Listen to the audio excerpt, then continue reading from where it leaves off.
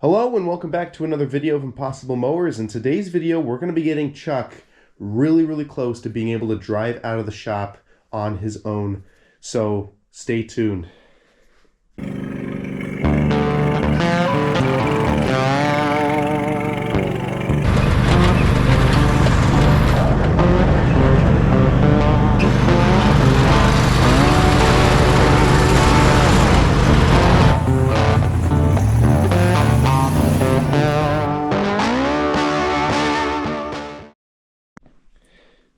Alrighty guys, so just want to start off by saying sorry for not posting the week before. I caught a very bad cold that's been going around, and I'm on the tail end of it, feeling a lot better. But I do want to say, as an announcement, I'm probably going to be going back to posting once a week, the classic Friday or Saturday for the posting. But every now and then, it depends on how much content comes and leaves the door. We might do 2 videos a week, so it's going to be a bit on and off. I apologize, but it's just there's so much going on around here. But on the other side of the coin, I thought, you know what, it's snowing to beat the band. I really wish, see all that snow out there, I really wish that we had the tools to get ready for this storm, because that would have been really cool to do a better plowing video. I'm really glad you guys like that plowing video with the pool on. I saw the comments. You guys are right. I know it's a 46-inch plow, but it's all I got on me. So hopefully this year will change that up. But this storm literally caught me by surprise. I didn't even know it was hitting us until this morning. So, I mean, what can you do? So I figured, why not just pretty much finish Chuck? What do I mean by that? Well, for those of you who are new, Chuck is our lifted 6-speed Craftsman from 1998. We swapped it out with a Kohler V Twin, and if you want to see more and learn more about this mower, please check out the videos, links below, and I'll even leave a couple videos in the description at the end. So getting back to where we were last time, we fixed the shifter because it was shifting way too close to the transmission. We fixed the belt problem because the belt was sloppier than shit. I mean, it was really bad. It was just not... It wasn't going to happen. We mounted the brakes. We did not do the brakes, which will be part of today's video. We will be adjusting the brakes. And then we also got the steering all up to snuff. This year, I'm going to be tackling the steering. Not now. The job now is just to get it running and driving and on the road more reliably. But this year, 2 things I'm going to order absolutely is a new starter so that this puppy can start on his own. And then fix this. I know what the problem is. I didn't put ball bearings in, and I kind of half-assed the steering part, which it's okay for now, but unless I want to get more dirty with this rig and I want to get a little more speed on the trails, I'm gonna have to get this steering fixed, and we will, and I'll be showing you guys a video on that as well. You guys know most of this build was inspired by OK Off-Road Mowers. Those guys are awesome. Please check them out. But that's where we left off so far. You can even see the shifter here. It's really nice. All the way up to 6, neutral, and reverse. This transmission is a brand new. And when I mean brand new, I mean we literally got this transmission for another 6-speed we had that was on the floor. And it just sat after being used for a while. It used to be on the channel. I forgot the name. I think we just called it the Craftsman. But it was a 6-speed just like this on the floor with the same motor. And I just decided, hey, you know what? Why not put an actual good transmission in here, do the fluid change, put a nice differential cover on it, put a nice diff cover on it. Well, skid plate actually, not diff cover. I don't know why I was saying that, but... pretty much that's where we left off, guys. In today's video, we're going to be adjusting the brakes, getting that up to snuff. I'm going to be double checking everything on this rig. Steering, I want to double check that the fuel system on this rig is up to snuff, because I remember having a couple problems that we fixed with that. Want to make sure electrics are good. Just kind of do a once over on this rig. And then pretty much it's drive it out of the shop, hopefully. I want to at least crank the motor over and see if we can't do a test in the shop and see if we could find any problems. And if we don't find problems, we'll slap the rubber on and get her for a little bit of a test drive. And it's the middle of winter, so it'll probably be a Snowmo, which I'll be super excited about. The thing about the tires, though, these tires are really, really old. I got these literally 3 years ago. You can actually go back to the channel 2, 3 years ago and see when we first got these tires. They're really, really old, and the bead around the rim has been really, really crackly and shoddy. One tire holds air phenomenally, the other tire doesn't, and I don't blame it. So part of the weight on this rig was I have to get this tire foam stuff that we use. I'm aware that it is not good for the rims, but I have so many of these rims, I honestly just don't care. But that stuff's expensive. It's like 20 bucks a can. But I'm gonna slap these with tire foam, and that'll be able to hold that on its own. You guys know the Husqvarna has tire foam on it, and it's been working fine. So I have no problems with that. So, I mean, without further ado, let's see what we can't do to this rig here. I'm gonna cut the camera off, and I guess we'll start with the brakes, since this portion's already open. So let's go do that.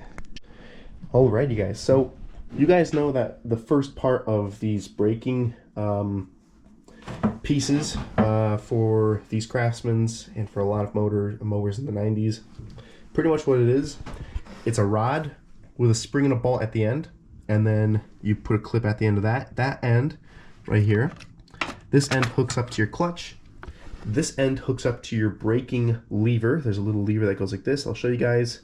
And that's what causes you to brake. So it causes the pucks to squeeze the little rotor and causes your transmission to stop, thus having brakes. Now the problem with this rig is this is not the stock spring. This is actually a seat spring I'm using. I'm gonna be using a seat spring because I don't actually have the real spring around, which is okay. I've actually done this modification on a mower many moons ago. I don't even think I had it on the channel yet. But pretty much I used to have a weed eater with the same problem that I had. I got the mower, but came with everything but the spring. And it's a very crude fix, guys. It's not the best way to go, but it works. Basically what it is, you grab a long cotter pin like this. I can actually give you the right diameter. It's a 532, so there's the specs right there for the size cotter pin. And you smack it through the hole. Now the problem is, this is too big of a cotter pin to fit that hole. So what I'm going to do is I'm just going to Dremel and grind out this front piece just a little bit and then whack it in there. I kind of like doing this a little better than stock, because the problem with stock cotter pins is you slap it in there and it's looser than a goose and it wiggles. And what's really common on the trails is you're running over sticks or vines, or you're running over something that'll grab pieces. And I've had this happen so many times, it's not even funny. It's actually the reason why we stopped using this setup on the mowers.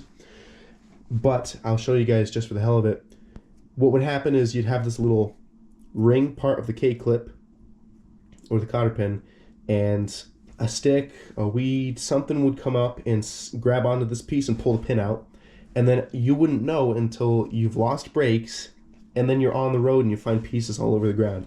So very, very important. If you're gonna run this kind of setup, upgrade this piece. Do not use a thick, do not use a thin cotter piece. Use a thick one. Now you guys are probably wondering, well, if that works with the small one, wouldn't it do the same with the big one? It would do the same, except when you Dremel this piece just flush with it, and then you hammer it in, this thick piece is gonna stick in there like cement, and it works so well, guys. I've never lost a cotter pin like this in a setup like that. It's worked for me so well. So it's a good trick for you guys. If you can't, if you're on a budget like me, and you can't afford the professional disc brakes, this is a great way to do it. Another reason I'm doing this, usually I would do disc brakes, and I was talking about doing disc brakes last year, but with the transmission we got, just because I have 3 more gears doesn't make me any faster. In fact, I might be going a little slower, being the fact that the pulley in the back, I went from a 9-inch pulley to a 13-inch pulley. So I'm back to the stock, I'm pretty much back to stock ratio. Only difference is that 6-inch is gonna give me, I wanna say 3 to 4 miles an hour more speed. And my thing with Chuck is, it's not a race car, guys. If you look at this thing, it's not built to go racing. It's built to do 2 things: go in mud and rock crawl. That's all I wanted this thing to do. Thus, the suspension here to make it also for a comfortable ride, but also for rock crawling. But really, really important, I'm not going very fast. At most, I'm going 10 miles an hour. At most. I know I clocked this thing at 15, but you guys got to remember, I'm going from a 9-inch pulley to a 13. So I thought I had an 8 in there, actually, in the beginning. I think I was actually talking about that when I was swapping transmissions over here.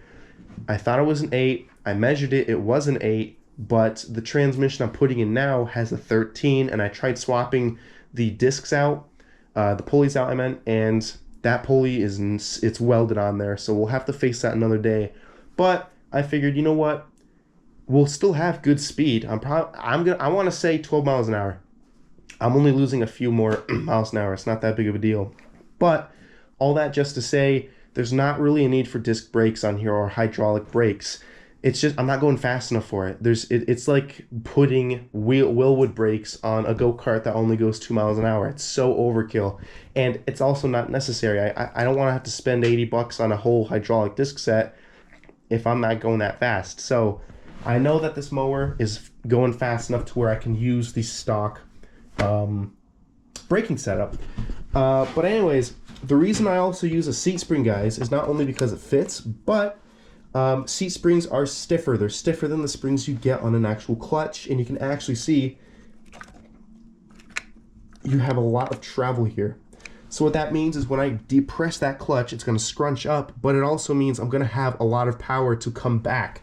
That is the big thing with these mowers. You have to make sure your spring is stiff enough to where you could push it in, but also loose enough to where you could have that return back and have it come on demand. Delays when it comes to pulling back, having a delay is not ideal. You don't want to have that happen to you. So you want to make sure you have enough to push in, but you also want to make sure you have enough to come back and come back when you want it to, not have it come back, not depress the clutch, and then this takes a few seconds to come with it. You want this to be on the cue. Another thing that comes with these is a nut. You're going to see there's 2 nuts here. We have a nut on the top and a bolt. Not 2 nuts, I'm sorry. We have a nut on the top and a bolt on the bottom. This is your adjustment. So the more you adjust it forward, the more braking you're going to have, and the more you adjust it back, the more slack you're going to have, thus the less braking. Make sure you get this right, guys. You can actually destroy your whole setup if you have this too tight. If you have it too loose, the worst that's going to happen is it's going to be a sloppy clutch. So with all that said and done, guys, I've shown you the setup. Let's go install it.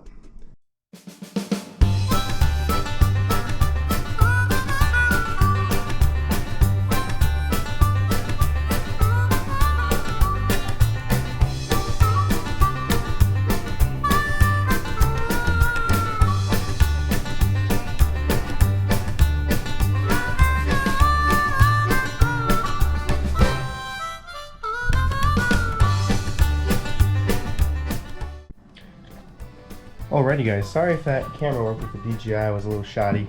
When I get a workbench in the shop this year, trust me, working on mowers is going to be a lot more better on video. Alright, so almost forgot one piece to tell you guys. Make sure you have a nice, good sized washer in between your nut and your spring, just so that there's a little bit of boundary between the two. Makes it easier to adjust, but also it's good to have. We all know what washers do, and it's a good purpose to have it there.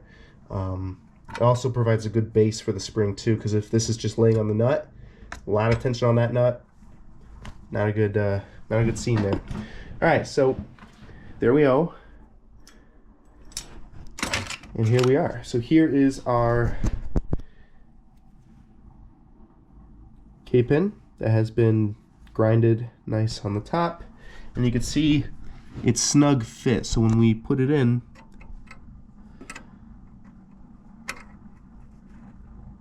it's gonna go in, but it's gonna be like it's gonna be a fight pretty much. See, look, I'm gonna go in like this, and you can see it is halfway in, or all the way in actually. And because it goes from a small surface back to its original thick surface, it's gonna be putting itself under a load in between the hole there and it's pretty much just going to be putting pressure on itself in this little small hole, which is going to keep it firm, keep it in there, which is what we were looking for. This also serves really nicely because say you put it in there and you said, oh shoot, you know, this is wrong, this is wrong. This is super easy to take out. What I like to do to take these springs out, grab a wrench, you know, nothing too big, something like this. Stick the butt end of it in the spring. It actually might be too small. I'll be. We'll do this one. 10 millimeter. Every shop's got one. Every shop loses one. All right, gonna put the butt end like this, up against the cotter pin, and just twist. Twist and pull, and just keep twisting and pulling until it comes out. Now, of course, that was loose. That is not a very good demonstration, but you at least get the idea and get the gist of it. So, with that said, let's take this setup into the mower and get that going. Oh, one more thing, actually, just forgot.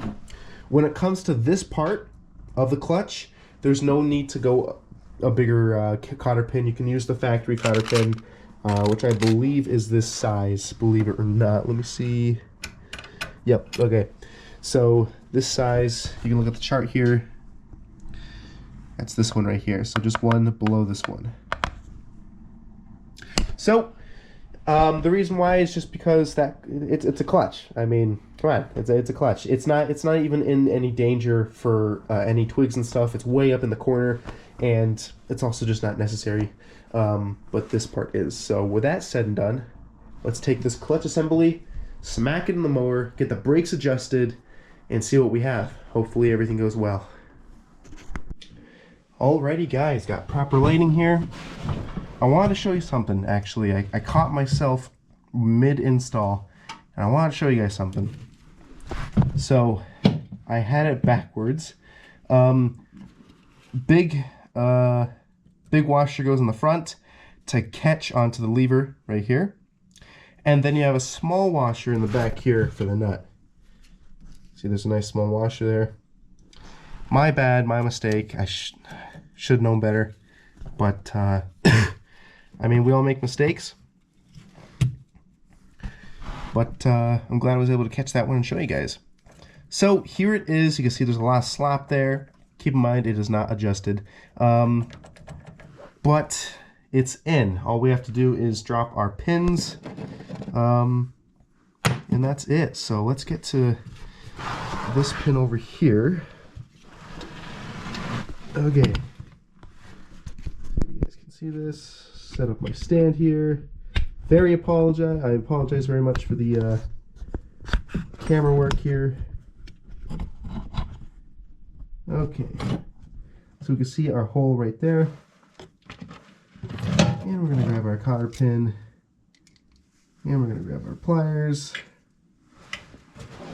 and we're just going to go in. Oops, accidentally undid that. In.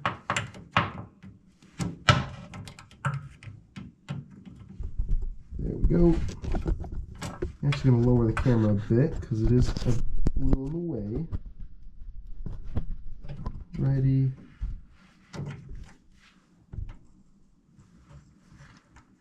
Guide the cotter pin in the hole. And just shove it in. Nope. Almost had it. Come on, baby.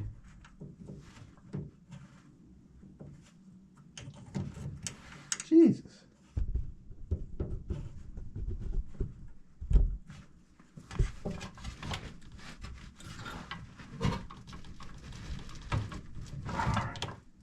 Oh, that's having a hard time going in.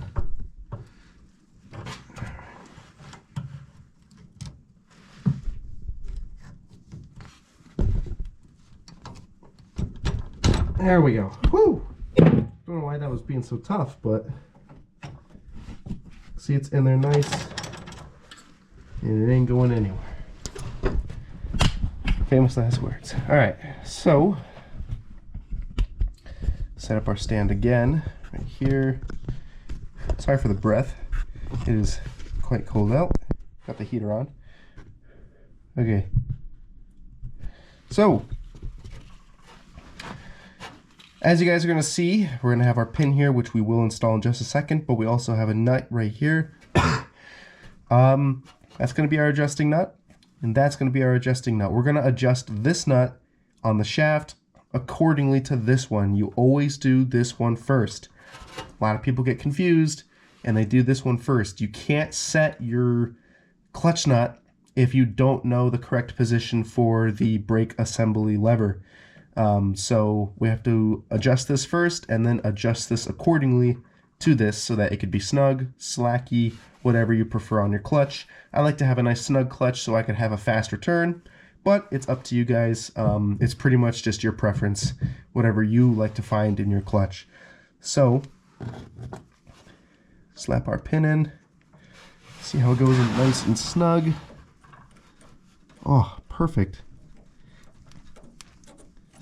And then from here, we just grab our pliers wherever they went. Here they are. I actually might need a different set of pliers for this. Might need my Jawtooth ones. Let's see what happens here. I know I said hammer it, but I should be able to actually just snug this in. And look at that, it is working. Oh, that is awesome.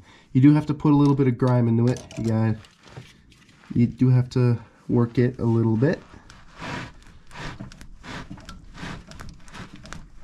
Oh wow, that's actually working quite well.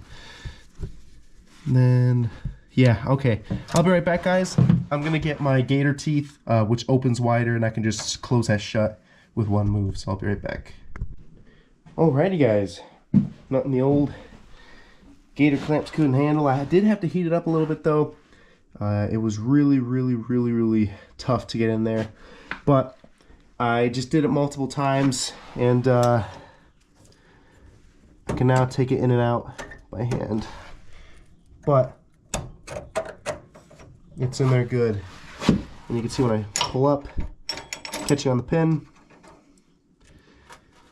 So I'm calling that good. It's in there.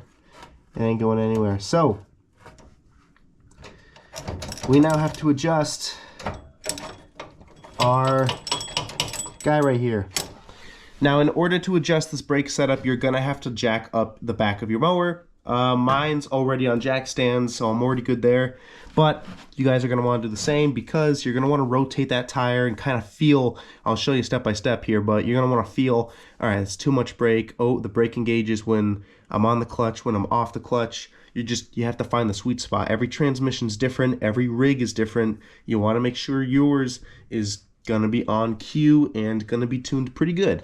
But like I said, it all depends on what you expect out of your clutch. I like a clutch that is on the cue, on the ball, tight, and it's going to happen when I want it to immediately. I don't want any kind of delay, so I'm going to have mine pretty significantly tight. But this is at least a good way to show you guys how to adjust your brake setup. And don't quote me on it. I believe they still have this setup to this day. Don't quote me on that. I don't know. Never bought a modern mower. So without further ado, I'm going to grab my toolkit and I'm going to show you guys step by step how to adjust these brakes. Alrighty, let's see what we have here. Okay, so get some light going here in the right spots.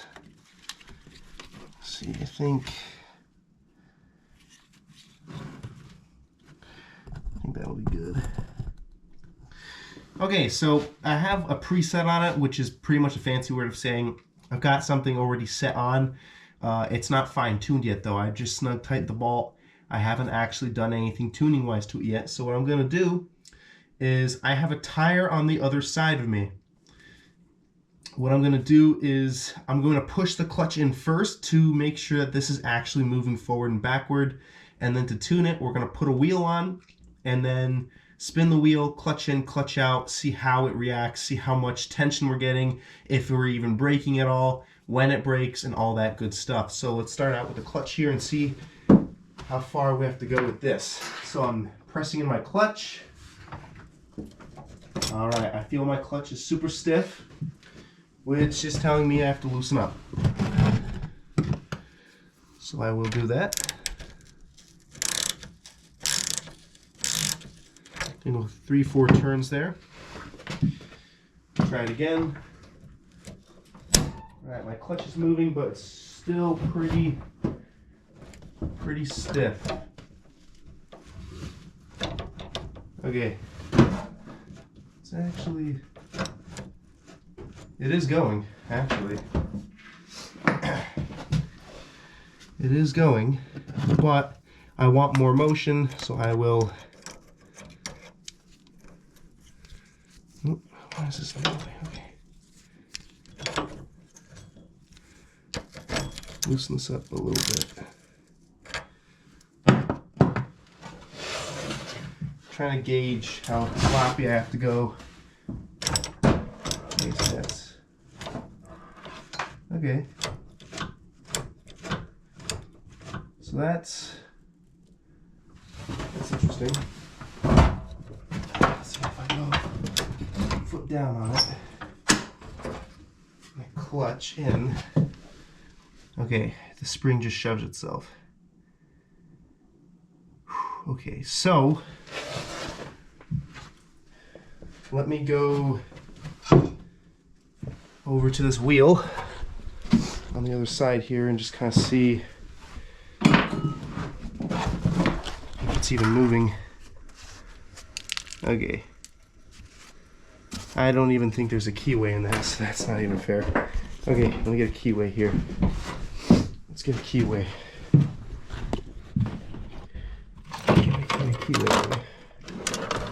Where are you? Ah, here they are. Keyway. So I'm going to shove the keyway through the transaxle. You know what? There's a simple way of doing this. Instead of having to go back and forth, I will set up my tripod right here. And we'll just put the wheel on and off and just keep doing it. Makes a lot more sense anyways. Okay.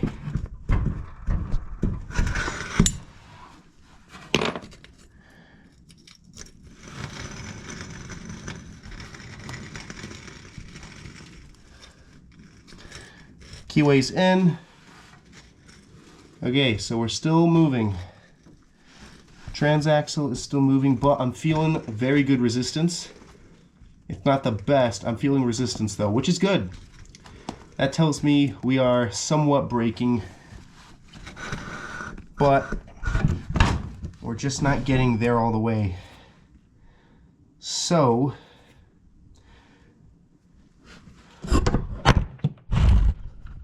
sorry about that. Clean this up here. Okay. Okay.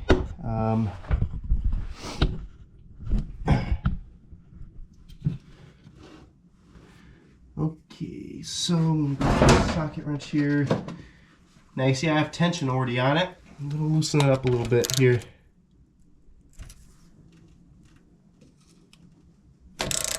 Very lightly. Okay, right there. Let's see. Still able to turn.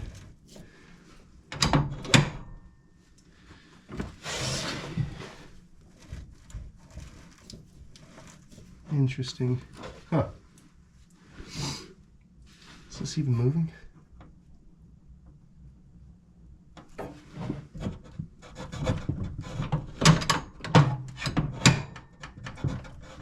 Okay. Huh. That's weird. I'm gonna depress the clutch here. Yeah, that's pretty handy. Why is that giving me trouble? Oh, Jesus.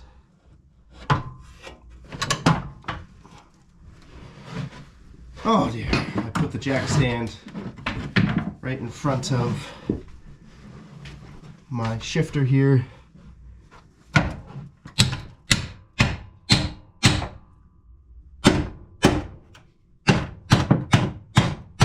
Yeah, okay.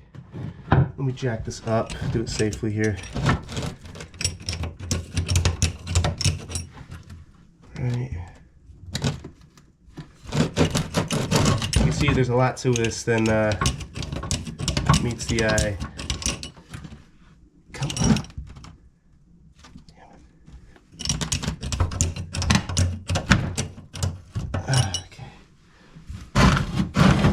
Okay.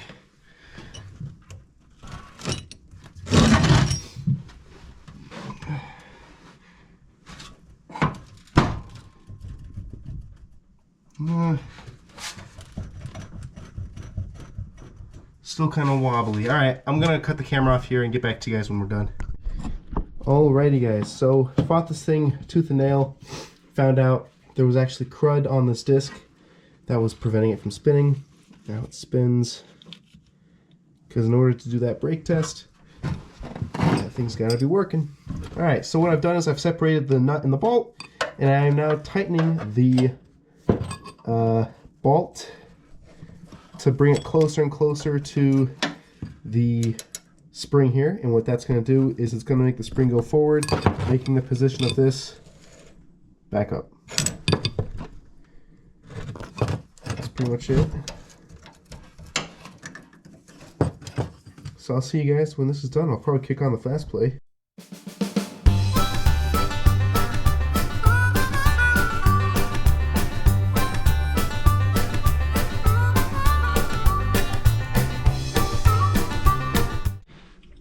Alrighty guys, brakes are fully adjusted. All I have to do is grab my lock nut here, the right nut, wrench, lock it up.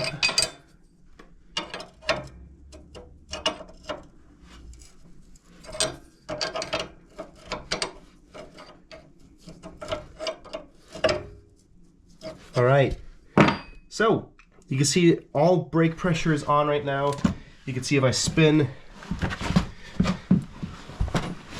see if I try to spin this, it's not moving at all.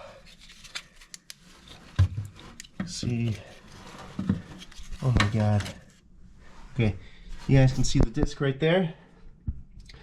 I'm putting pressure all over the diff. It ain't moving for anything. Oh, all right. And then if I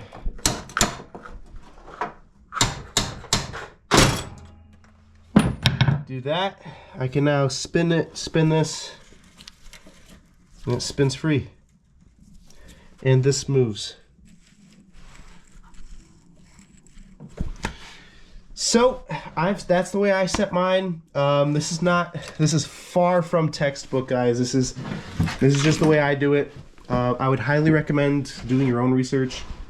Every mower is different. This mower is really a pain in the ass, but the reason why when you see me depress it, it goes bad out of hell is because there's so much pressure on it because of the seat spring. The seat springs, they have so much pressure. Why? Because they're supposed to hold the weight of very light people, very heavy people. So the seat can be cushioned, and it's like the suspension pretty much to the mower. But I'm using it for a brake purpose, which means in order for this to work, I gotta have a lot of tension. Otherwise, it's not gonna return properly, it's gonna be messy, it's not gonna work, and it's not gonna brake. So my setup is to go really tight, and you can see I put the clutch, I'm gonna put the clutch right about there. Look at that, you ready? Right there. And you can actually see on the clutch assembly, when I move that clutch right to that position, it's grabbing right there. Grabbing right there.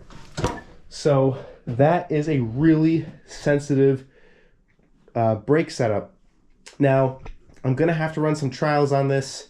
I might dial it down a little bit, but the other reason why I'm making this so tight is I can shift on the fly with this transmission, not only because it's an oiled transmission, but if you guys remember, way back in the day, Wheel Horse came out with a transmission, and it was called Shift on the Fly.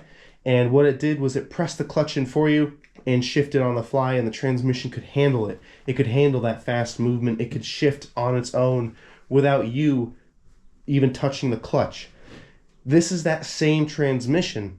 So I'm still going to be able to dump clutch whenever I want, but I personally, even though they can shift on the fly, I still like to use my clutch and shift on it. There's just something about it that's natural. I'm so used to it, and it's a good practice to have because this, in my opinion, makes them last longer. That's my opinion. I don't like to bank shift any transmission unless in an emergency search situation I have to bank shift it to down. But I've done it with these mowers, and they really just don't care. I just do it because I like the fun shifting patterns. So that is a really touchy setup. In fact, I might even say it's a little too touchy for me. So I'm probably going to dial that down a little back so I get a good clutch to brake ratio.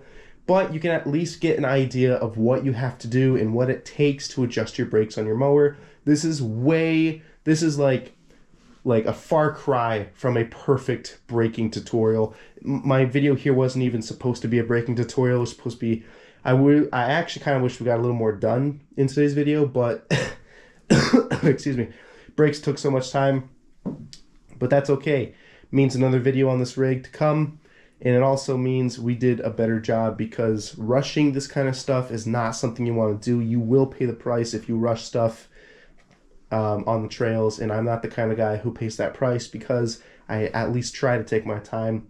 So you guys always ask me to make long videos and to give you guys detail. Well, this is the best I could do for you. I hope it was enough. Like I said, I'm gonna dial that down a little bit. I'm really wanting for my brakes to come into clutch right around that area. So the fact that they're touching right about there, it's a bit too much for me, but it at least tells me, okay, too much, too little, and I can adjust from there on out. So that is that. I really hope you guys enjoyed today's video. Very happy you guys enjoyed the plowing video. I saw the views, saw the comments, so happy. It was like 2,000 views. Crazy. Very quickly. You guys are awesome. Thank you so much. Please like, comment, subscribe, and if you want to see more of the plowing videos, if you want to see Chuck on the road again, please check out the Instagram and Patreon. We're going to show it there first before YouTube. So if you want to get a jump start and see what this girl's got in stock for us, just check it out there. It's free, guys, 100% free. You don't have to pay. So check it out. Like I said, please like, comment, and subscribe, and I'll catch you guys next time. This is Impossible Mowers out.